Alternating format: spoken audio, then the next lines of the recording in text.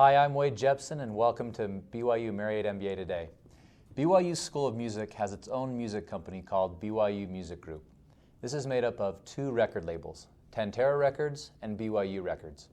They use both of these to promote BYU musicians. Here with us today is Marriott MBA Today reporter Eliza Bishop. Now, Eliza, what would you say is the purpose of the label? Well, the label definitely wants to sell albums, but I think the more important focus is that they're trying to build a reputation for the university, for the students, and for their faculty. Here's a look from behind the scenes on how the label makes them famous.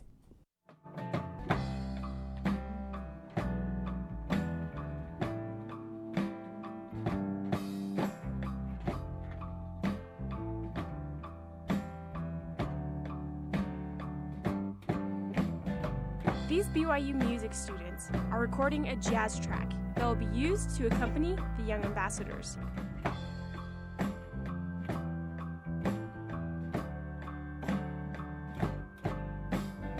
They work under the direction of Professor Eric Hansen, the band director in the School of Music. You gotta make us groan right from there. Yeah. The goal here is to create the background track and teach students skills, but also to promote BYU in the music industry. Our mission is to get the music of BYU into the hands of people around the world. Ben Fales is the general manager for BYU Music Group. Fales combines his love of music with the business skills he learned in the Marriott School's Executive MBA program to build the BYU brand. When a BYU ensemble or professor has an idea for a recording project, they take it to Fales, who helps them convert it into a commercial product. We start with an initial concept meeting, and we talk about the album or the album we want to create, what songs we want to record. And then we go in, well, we meaning the conductor or the director of the group will go in and rehearse with the group and work out the songs, and then we record them. That's right, we're going to record the rhythm section today? Yes. And then after the songs recorded, we mix them, we edit them. On a choir number, we might do 3 to 5 takes of the song, and then the conductor will go through and identify which is the best recording overall, and then kind of plug in fixes as needed. And then after it's mixed, we master it. We use mostly Troy Sales here on campus, and he's great mastering engineer. That's the first step in my process, is to just sit back and listen to it. Just imagine myself as someone in the audience or someone listening with some headphones on their iPod. There's a little bit of a sneeze way in the background right there. If I can get at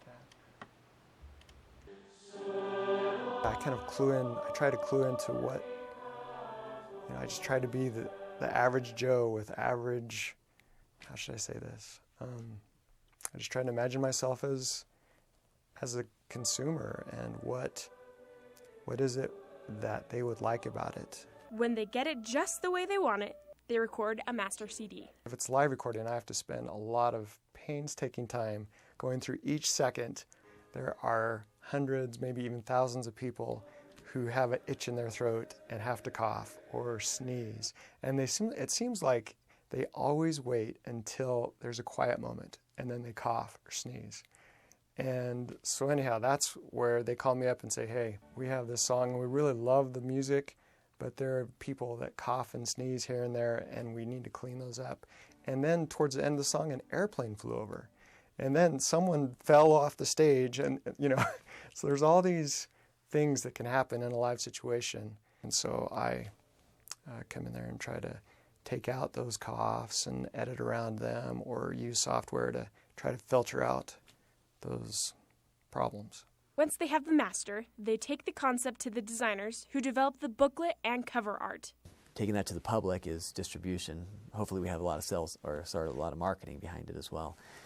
But in the end, it goes to, we have our distribution channels. We have physical distribution. We're still in bookstores. 70% of our business is probably still CDs. On the industry on a whole, it's about 50-50 digital downloads and CDs. And that distributor will take it to iTunes and an Napster and all those different digital outlets. So we don't have to make all those contacts ourselves. Once the money starts rolling in, they use it to fund future projects. Fales says the key to success with the music label starts with the artist. We're riding along with the song of a weary fairy land. The records only sell if the music is good and people like it. The a cappella group Vocal Point meets that criteria. In fact, they're at the top of the charts. Right now, Vocal Point's our hottest selling group, and they probably are bringing in about 70% of our sales. Trevor Johnson loves singing with Vocal Point. This is his 3rd year in the group. A 1, a 2, a 1, 2. But in addition to the music, he also loves learning the business side of the industry through Tantara Records. Like Ben, he plans to blend his passion for music with his degree in business. So right now, I'm nearing the end of my education here at BYU, and I have developed an even greater passion for music. And so the big question on my mind is, how am I going to keep music a part of my life while pursuing a professional career? And I haven't really found the solution yet, but I trust that as I continue to look for musical opportunities wherever I am, they'll come up and I'll be able to find them. In addition to the money, BYU Music Group also helps students and professors win awards and elevates the reputation of the School of Music and the university.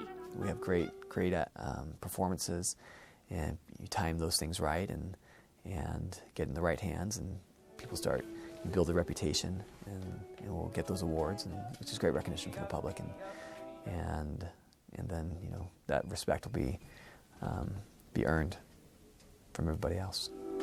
Together with you. That was a really great interview. It was a lot of fun to go and watch and see all the music being created.